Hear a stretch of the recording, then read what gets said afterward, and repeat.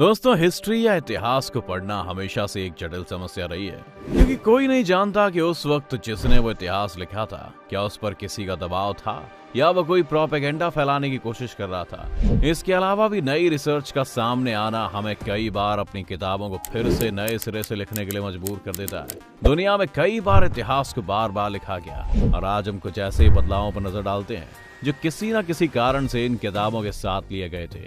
तो अगर आप भी जानना चाहते हैं कि किस तरह इतिहास की इन किताबों को बदला गया, तो जानने के लिए बने रहिए वीडियो के अंत तक हमारे साथ। वीडियो शुरू होने से पहले वीडियो को लाइक करना और चैनल को सब्सक्राइब करना भी मत भूलिएगा। डायनासोर्स। दोस्तों, डायनासोर्स को लेकर हमने कई बार अपने नॉलेज सिस्टम और किताबों को बदला है। जब सबसे पहली बार हमने डायनासोर्स की हड्डियां डिस्कवर करनी शुरू की थी, तब बहुत से लोगों का ये मत था कि शायद एक वक्त पर धरती पर विशालकाय इंसान रहते थे और ये उन्हीं की हड्डियां हैं। बहुत समय तक यही विचार चला, लेकिन इसके बाद हमें धीरे धीरे समझ आया कि ये कोई अलग ही स्पीशीज थी। इसके बाद हमें लगने लगा कि डायनासोर्स बड़ी बड़ी छिपकलियों की तरह होते होंगे, जो कि गलत नहीं है। लेकिन छिपकलियां कोल्ड ब्लडेड होती हैं। कोल्ड और वार्म ब्लडेड जानवरों में ये फर्क होता है कि कोल्ड ब्लडेड एनिमल्स अपना बॉडी टेम्परेचर खुद एडजस्ट नहीं कर सकते और उन्हें अपने आसपास के वातावरण पर ही निर्भर रहना होता है। लेकिन वार्म ब्लडेड एनिमल्स जैसे कि इंसान अपना बॉडी का टेम्परेचर खुद मेंटेन कर सकते हैं। सालों बाद साइंटिस्ट ने डिस्कवर किया कि डायनासोर्स ना ही कोल्ड ब्लडेड थे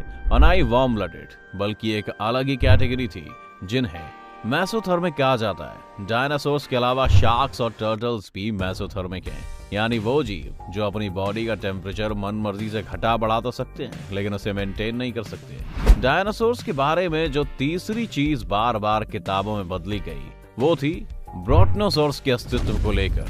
शुरुआती दौर में इस स्पीशीज के डायनासोर्स की हड्डियां कम मिली थी, जिन्हें देखकर यह माना जा रहा था कि 70 फीट लंबे डायनासोर किसी अलग प्रजाति के हैं। लेकिन फिर धीरे धीरे स्केलेटन्स के मिलने से हमें पता चला कि ब्रोटनोसॉर्स नाम की कोई प्रजाति नहीं थी, बल्कि ये एपेटोसॉरस नाम की एक प्रजाति के अवशेष थे, जिन्हें हमने ब्रोटनोसॉर्स समझ लिया। यहाँ पर ही बात नहीं रुकी दोस्तों, और इसके बाद फिर से नई रिसर्च सामने आई, जिसने इन स्केलेटन्स के बोन स्ट्रक्चर को स्टडी किया और पाया कि एपेटोसॉरस से अलग प्रजाति है।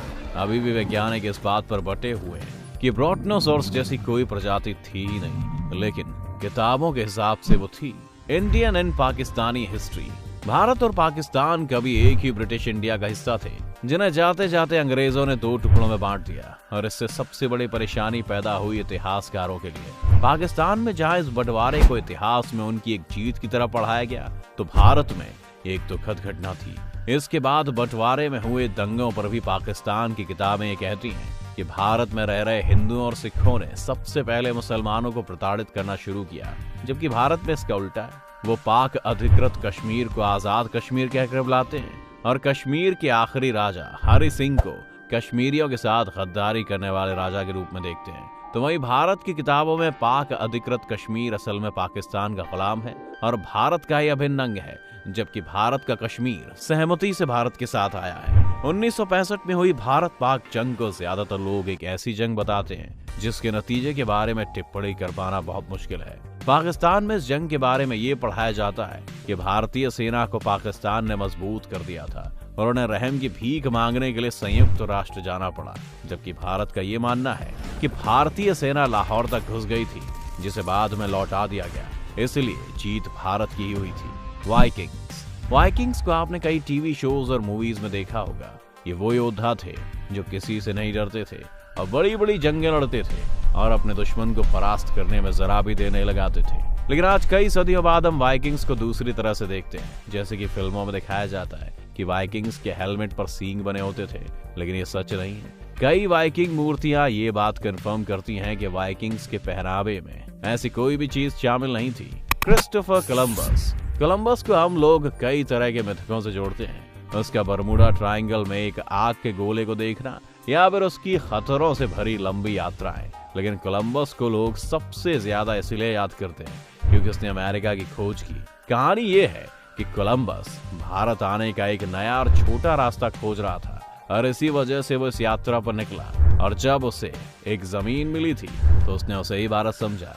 इसलिए आज अमेरिका के आदिवासियों को इंडियंस बुलाया जाता है। कोलंबस वहां उतरा था। आज उस जगह का नाम वेस्ट इंडीज भी इसीलिए पड़ा क्योंकि कोलंबस ने सोचा था वो भारत है।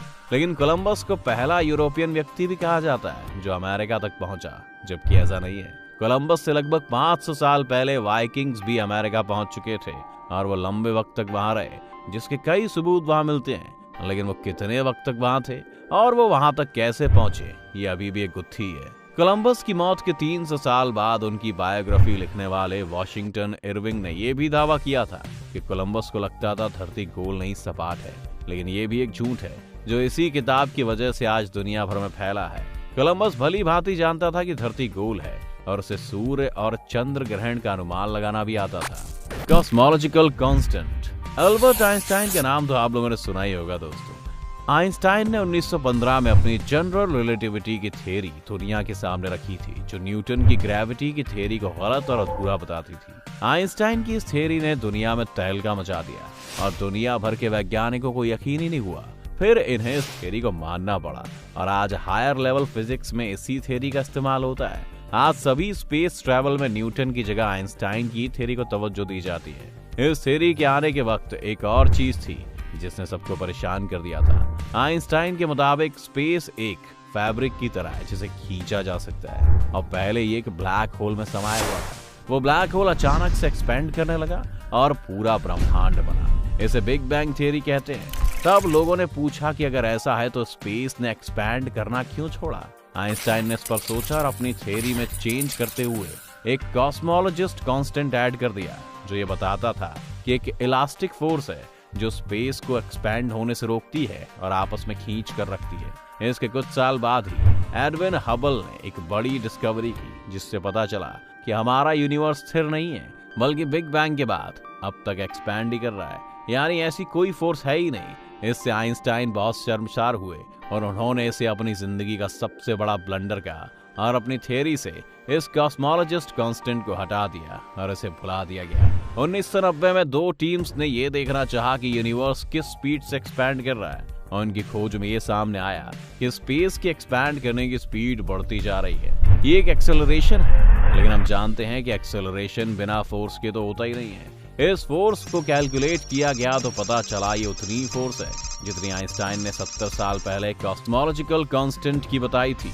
बस उन्होंने कहा था कि ये स्पेस को एक्सपैंड करने से रोकती है और नई साइंस कहती थी कि ये स्पेस को एक्सपैंड करने में मदद करती है। फर्क +2 और -2 वाला था और ऐसी गलतियां तो कई बार हम भी मैथ में कर देते हैं। इसी वजह से फिर से कॉस्मोलॉजिकल कांस्टेंट को फिजिक्स में शामिल कर दिया गया और आइंस्टाइन ने जिसे अपनी सबसे बड़ी गलती कहा था वो आज कॉलेज में पढ़ाई जाती है और इसी की मदद से हम ब्रह्मांड के रहस्यों को समझ पा रहे हैं। तो आपको ये वीडियो कैसा लगा हमें कमेंट्स में लिखकर बताइए।